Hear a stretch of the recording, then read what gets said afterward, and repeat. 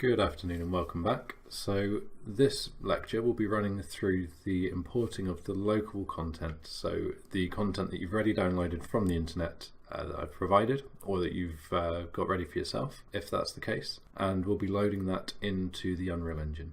Just a quick disclaimer really that it's going to be really good if you do start bringing your own stuff in, if you've got your own models or textures, but some of the content that we'll be running through, the scaling and the location that we'll be adding things will be very specific to the assets that I've provided, just because I've been able to test their scale and how they work within the world.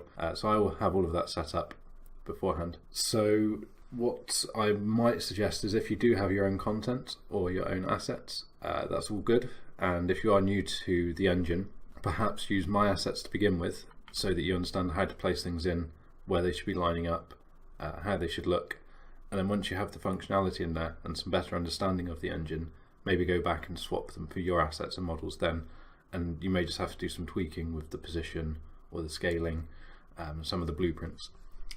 It's just a suggestion, and it's just, especially if you're new to the engine, it's going to be a lot more fail-safe and foolproof if you use the assets which I've been able to test and confirm work for the setup that we're going for. But anyway, so if you have the Epic launcher open, then all we need to do is double click on our space shooter template that we have, or you could launch it through the launch button over here as we've discussed previously, and you'll be brought into the map that we've set here. So again, just a very quick recap, we have our main map which we created, stored in our maps folder, and that's what we've loaded into.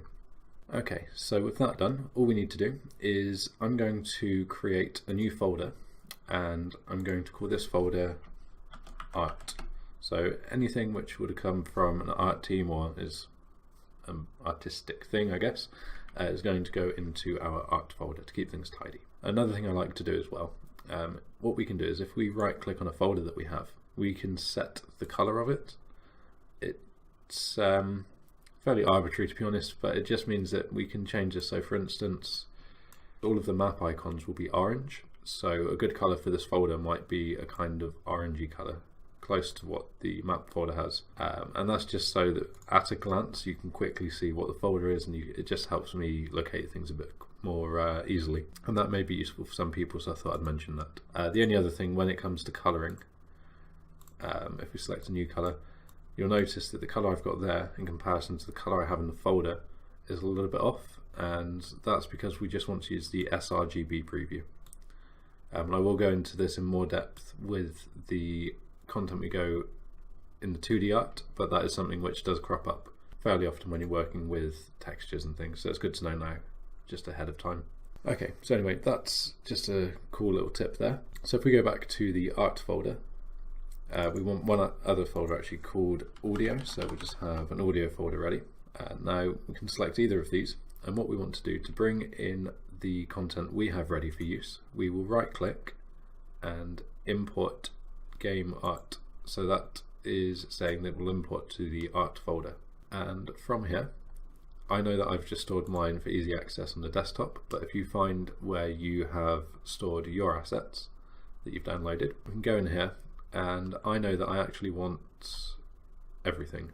So what I'll do is press Ctrl A and just press open, and that will do the importing for me, and it will import everything. Now the important thing here is it's currently working on the FBX options, so we can leave it to generate its own collisions. We'll need collisions for the game later. The one thing I don't want the materials or textures, and this will become apparent why in later lectures when I explain how I've set the textures up for this game, and it's kind of a way that we're going to try and make this a bit more efficient and optimize the game a little as well.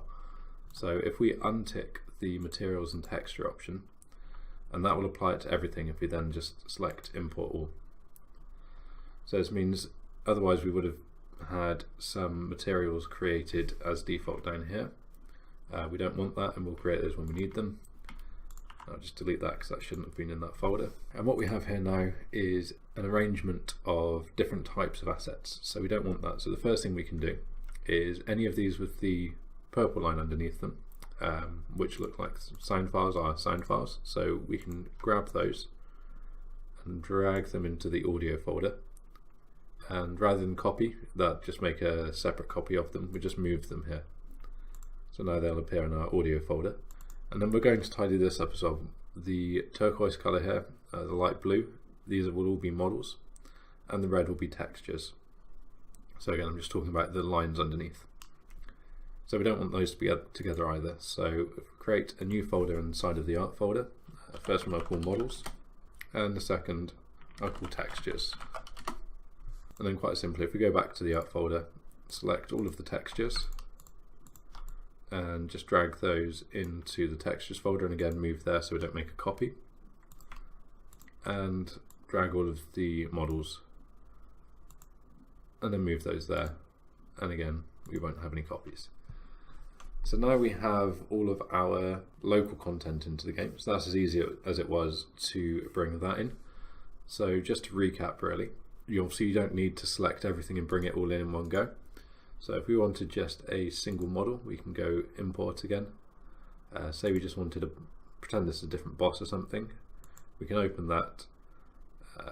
That's fine, just obviously going to override it, and then make sure that you have the options you want selected here. And if you remember, the only thing we needed to change was the materials and textures, and tell it not to import those, and then import as it is, and we have our boss again. So hopefully now the Unreal Editor is becoming a little bit more familiar to you. Obviously we haven't discovered a whole lot of it so far, but these are some of the important things we need to know how to do.